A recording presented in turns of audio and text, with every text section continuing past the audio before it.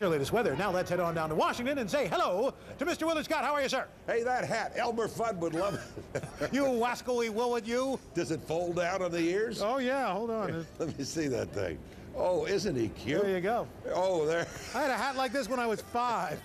I think he should have kept it. Yeah. Hey, listen, what a beauty. Can you see this? Isn't this gorgeous? That's gorgeous. Here? Oh, it's the blizzard of '05. We got about a half-inch of snow, but it was a pretty snow. Happy birthday to our friends from Smuggler's. Beautiful birthday buddies all over America from coast to coast and up your block, as we used to say. That doesn't sound right, does it? Abram Hallman of Goshen, little Bible name, Goshen, Indiana, active member of her community. A Mennonite church that she belongs to stays positive, gets plenty of exercise, and serves others.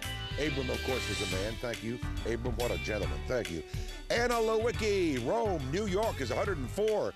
Came to the U.S. from Austria-Hungary, the old Austrian-Hungarian Empire, when she was 7 years old, taught herself to read, loves to tell stories about the old country, and she is a lovely, lovely lady. Howard Wilder of Shelton, Washington State's 102, still drives. 102, still drives, plays golf, and gets free haircuts because of his age and no hair. So, it works out. He's got hair. Get this, Lucille Ball. Not Ball, Ball, B-A-U-G-H.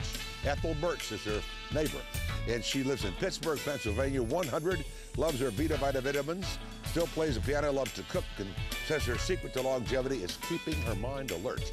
We had to try that here on the Today Show.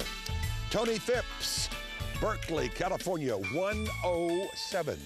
Tony, bless you, made house calls in a horse and buggy with her father, who was a doctor when she was just a baby.